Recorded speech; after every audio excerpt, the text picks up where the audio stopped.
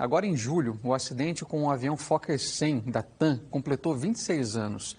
Um passageiro foi sugado para fora da aeronave e caiu em Suzano. O Basílio Magno e o Moisés Papa fizeram uma reportagem especial com quem acompanhou esse caso na época. A produção é de Matheus Costa, a edição de vídeo é de Juliano Veiga. Vamos ver. Um corpo solto no espaço. A cena foi vista na região de Suzano, na Grande São Paulo. Eu estava trabalhando ali logo em frente, ali, e o corpo passou perto de mim voando, parecia um foguete. O impacto do corpo de Fernando Caldeira Moura, de 38 anos, chegou a fazer um buraco no chão. Ali perto, destroços do avião onde ele viajava de São José dos Campos para São Paulo. Dona Cida é a mulher que aparece na edição do Jornal Nacional do dia 9 de junho de 1997, uma das principais testemunhas do acidente e que está de volta ao local 26 anos depois para uma entrevista exclusiva à nossa equipe. Na época, ela tinha 44 anos. Como que é voltar depois de tantos anos aqui nesse lugar? Porque para a senhora foi um choque quando viu aquele homem caindo aqui. É muito doído, porque por gente lembrar do jeito que ele passou por cima de mim e cair no chão, levantou poeira. Eu falei, agora eu vou ver o que é que caiu, né?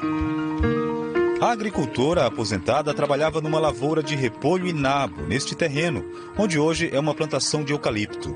O passageiro do avião da TAM caiu a poucos metros dela. Eu estava arrancando o nabo nesse lugar. Eu coloquei a mão no joelho, a perna tremia. E eu cheguei e vi que era uma pessoa. Que a roupa toda, o provo tudo enrolado, gravata tudo enrolado, o osso da perna assim para fora. Eu ficava tremendo, falei, o que eu faço eu sozinha aqui? E antes de vê-lo caído no chão, a senhora ouviu um barulho no céu? Primeiro eu ouvi o estouro. Daí eu pensei, mas o que está estourando, né? Eu olhei para cima, eu vi um objeto rodando, descendo. Aquele parecia um foguete subindo, só que ele estava descendo. Daí eu tudo rodando mesmo. Daí quando caiu eu fui ver. Pensei que era um boneco. Não pensei que era uma pessoa. Desceu apavorado. Ô Zé, caiu um homem lá no meio da plantação. Lá falou, o quê? Caiu? Caiu. Avisa alguém. Liguei para alguém da polícia e em seguida eles apareceram aqui. A partir daquele momento, a rotina do bairro Tijuco Preto, na zona rural de Suzano, mudou completamente. Essa estrada encheu de gente até lá embaixo, de carro. De gente era aqui na terra, que não tinha parame nada. Mas carro de todo jeito, reportagem de todo jeito, revista. Até à noite a turma vinha falar comigo. Um dos primeiros veículos de imprensa a chegar no local foi o jornal Diário de Mogi. A notícia rendeu várias capas. Laércio Ribeiro, ex-repórter do Diário, fez a cobertura do caso. Em entrevista ao produtor Matheus Costa, ele relembra os detalhes da cobertura especial. Eu estava percorrendo as delegacias, daí fui avisado sobre a queda da pessoa, né, de um passageiro de um avião. E daí no local tem uma correria, você não entende nada, desinformação completa, até o bombeiro não tem ainda a informação correta para passar para a imprensa, né? E se fica, conversa aqui, conversa com o morador ali, quem viu, quem não viu, o que viu, foi tudo muito rápido, né? Surpreendentemente, numa área de 500 metros, podia haver vestígios assim da fuselagem do que caiu do avião, inclusive o passageiro caiu e morreu, né?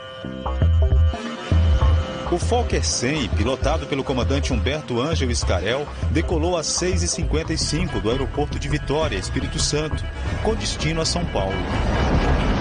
O avião fez uma parada em São José dos Campos, onde 25 pessoas embarcaram, entre elas o engenheiro Fernando Caldeira. A aeronave decolou às 8h32 de São José. O trecho até a capital é curto, apenas 20 minutos. 8 minutos depois da decolagem, sinal de alerta detectado na cabine. uma bomba explodiu na parte traseira direita e abriu um rombo de 2 metros de largura na fuselagem do avião. Foi neste momento que o passageiro foi sugado para fora da aeronave. O voo durou mais alguns minutos, com 54 passageiros e 5 tripulantes a bordo. Todos os passageiros se deram as mãos no avião, todos, na verdade, esperando que o avião fosse cair, né? Passageiro segurando o passageiro para não ser sugado, para não cair. O pessoal estava segurando uma moça que estava mais próximo, aí seguraram ela, mas o cabelo dela chicoteou o rosto dela o tempo todo, chegou a cortar assim o rosto dela. Depois dos momentos de terror, o piloto Humberto Ângel pousou o avião com segurança na pista do aeroporto de Congonhas. Quanto tempo o senhor voou depois da explosão? Em torno de 10 minutos, aproximadamente. Como eu estava no nível 80, simplesmente 2.400 metros. O procedimento foi feito correto, simplesmente a aeronave estava despressurizada, não tinha... o problema de cair as máscaras ou a falta de ar para o passageiro, que isso é nível normal, qualquer avião voa. E efetuamos o pouso normalmente na aeronave. Após a explosão, destroços da aeronave se espalharam por uma grande área da fazenda onde a vítima caiu. O Corpo de Bombeiros recebeu a missão de recolher todo esse material para ajudar na investigação. Na época, o primeiro-tenente Jean Carlos, que atuava no Corpo de Bombeiros de Suzano, foi o responsável por recolher o material, que foi trazido aqui para o grupamento do Corpo de Bombeiros de Mogi das Cruzes para ser catalogado. Hoje, coronel da reserva aposentado, Jean, que tinha 31 anos na época do acidente, relembra detalhes daquele dia. Chegando lá, me ambientei, tentar entender mais ou menos o que aconteceu, junto com as guarnições, com as informações que eles já tinham lá. E daí, acredito que a gente já tinha recebido a informação que não havia mais vítima, que seria só uma vítima, né? Tudo, naquela época, era um pouco mais difícil, né? E aí coube, então, a gente começar a procurar o que caiu do avião, né? O que caiu de destroços, esse tipo de coisa decorrente dessa explosão. Tinha banco, né? O banco estava lá. Tinha partes de janela, fuselagem, metais de todo tipo, né? Peças que eu acredito sejam pedaços de parte do banco, de outros bancos, não sei se o que mais. Pedaço da fuselagem mesmo, externa, interna, pedaço de forração, uma série de peças, né? A investigação da Polícia Federal e do Ministério Público descobriu que uma bomba foi colocada de forma criminosa no avião. As autoridades apontaram um passageiro, o professor Leonardo Teodoro de Castro, como o principal suspeito pela explosão da aeronave. 3 dias depois de sobreviver, ele foi atropelado na zona sul de São Paulo.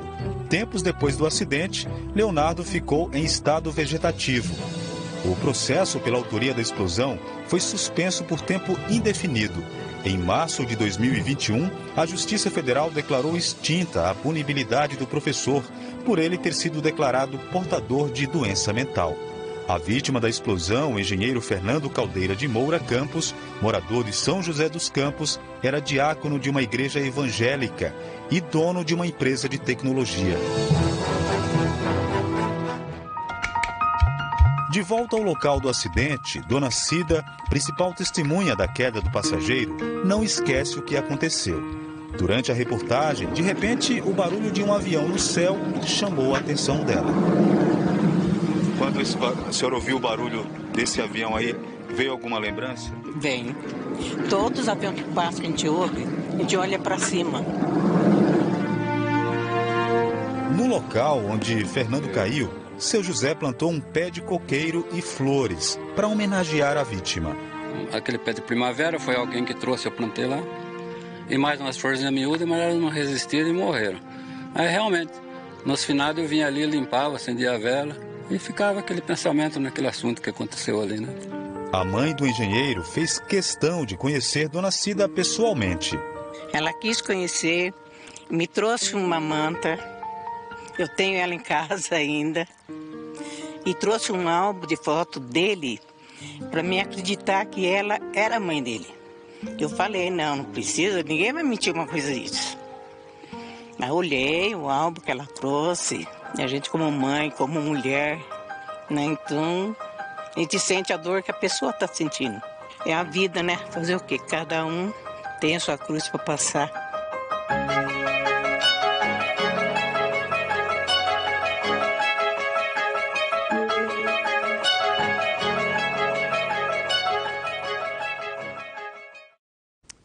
Que registro, hein? Que apuração. É um resgate da história aqui da nossa região. Por mais triste que foi, mas belíssimo trabalho. Então, só fazendo jus, reportagem de Basílio Magno, Moisés Papa, produção do Matheus Costa, edição de texto que a gente viu ali, Nathan Lira, e a edição de vídeo de Juliana Veiga. Fora os cinegrafistas, os demais aqui da nossa equipe que ajudaram a contar, a resgatar essa história. Daqui a pouquinho, no Globoplay, assim que o D1 terminar, você pode rever e também compartilhar essa reportagem com o pessoal. Combinado?